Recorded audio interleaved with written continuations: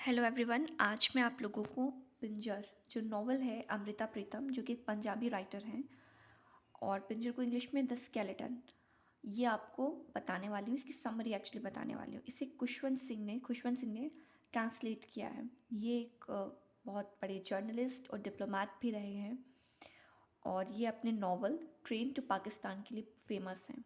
ठीक है। अमृता प्रीतम को पंजाबी रत्न अवार्ड भी मिला है और इस पिंजर पर मूवी भी बन चुकी है। ओके। अभी समरी पर आते हैं। So this novel shows the pathetic condition of women's life. Puro the protagonist of this novel feels so distress and suffering throughout the novel. His father Mohanlal fixed her marriage with Ramchand, a Hindu lender. But due to old enmity, Puro, a Hindu girl, kidnapped by a Muslim boy Rashid, as in past, his aunt, यहाँ पे बुआ, ठीक है, was kidnapped by the uncle of Puro. That's why he kidnapped Puro as a revenge. ठीक है। अब यहाँ तक मैं आपको बता देती हूँ। ये नॉवल वुमेंस की पैथेटिक यानी दयनीय अवस्था को दर्शाता है। पूरो इस नॉवल की प्रोटैगनिस्ट है यानी कि हीरोइन है। लीड कैरेक्टर मेन कैरेक्टर पूरो का है जो कि इस पूरे नॉवल में कैसे स्ट्रगल करती हैं, कैसे सफ़र करती हैं वो दिखाया गया है। पूरो के जो फादर हैं मोहनलाल, उन्होंने अपनी बेटी की शादी रामचंद जो कि एक हिंदू लेंडर मतलब जो कर्जा देते हैं, लेंडर को बोल सकते हैं, ठीक है, उनसे फिक्स कर देती हैं। लेकिन क्योंकि एक पुरानी दुश्मनी रही होती है, तो जो पूरो है उस दुश्मनी का बदला लेने के लिए पूरो को ऑब्जेक्टिफाइड किया जाता है। पूरो एक हिंदू लड़की है, उससे एक मुस्लिम लड़का राशिद किडनैप कर लेता है क्योंकि उससे बदला लेना होता है पास्ट में, यानी से पास्ट में भूत में, ठीक है, उनकी आंट को यानी कि राशिद की बुआ को पूरो के अंकल ने किडनैप किया था। इसीलिए वो पूरो को किडनैप करता है रिवेंज, बदला लेने के लिए।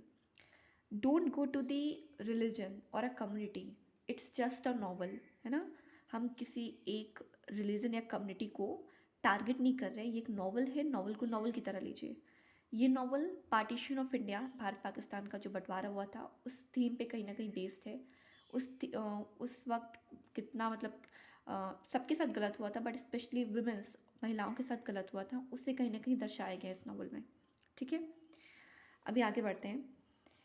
But he did not do anything wrong with her. ये उसकी सबसे मतलब कह सकते हैं सबसे बड़ी अच्छाई है कि उसके साथ कुछ गलत नहीं करता।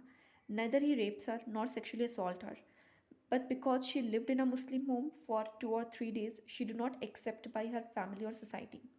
क्योंकि जनरली सोसाइटी में ऐसा होता है कि अगर उसके साथ कुछ गलत नहीं हुआ होता है, क्योंकि वो किसी दूसरे के घर में रुकी हुई थी इतने दिनों तक, तो सोसाइटी क्या, उसकी खुद की फैमिली उसे एक्सेप्ट नहीं करती है।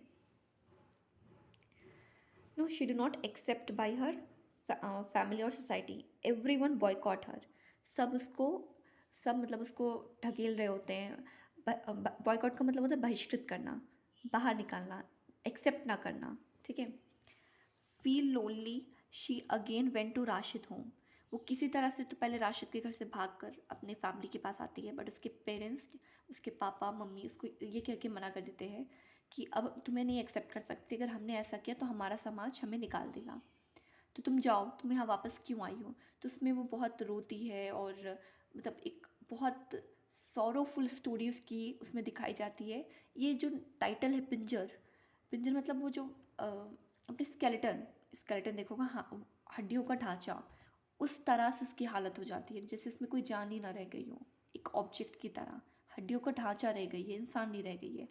ऐसी ऐसी अवस्थाएं, ऐसी चीज़ें इस नॉवल में दिखाई गई हैं। ठीक है। Feel lonely, she again went to Rashid home. After some time Rashid and Puro get married and now Puro name change into Hamida.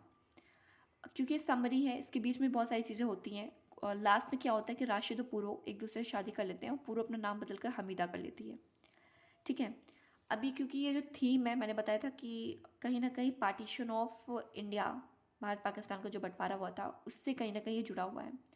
तो इसमें हमें पेट्रार्कल सोसाइटी नज़र आती है, यानी पितृसत्तात्मक सोच, वो समाज। पूरो की जो Puro's mother accept the decision made by her husband and Puro flees back to her place. She laments for her daughter but cannot dare to go against her husband decision.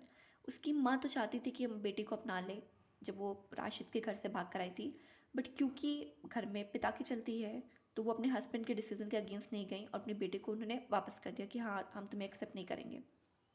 Women use as an object और as a thing of revenge, इसमें कहीं ना कहीं महिलाओं को एक object की तरह, एक बदला लेने के लिए एक ऑब्जेक्ट की तरह इस्तेमाल किया गया है। जेंडर डिस्क्रिमिनेशन, आपको भेदभाव नज़र आएगा। पूरा एक अनएजुकेटेड थी, मतलब इसमें जो उसका कैरेक्टर स्केच है वो पढ़ी लिखी नहीं थी, जबकि उसका भाई लॉयर था।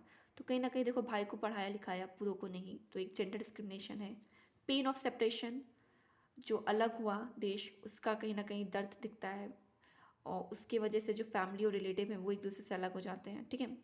रिलीजन इज सुप्रीम, यहाँ कहीं ना कहीं धर्म को मतलब आगे दिखाया गया है, उसको ऊपर दिखाया गया है। यहाँ पे लास्ट में एक एक्चुअली एक चिल्ड्रन का भी है सीन, जब आप नॉवल पढ़ेंगे तब आपको समझ में आएगा। आई होप आपको कुछ चीज़ें कुछ ज़रूर सीखने को मिला होगा। अगर कुछ भी आपको सीखने को मिलता है, like the video, like the channel and subscribe it.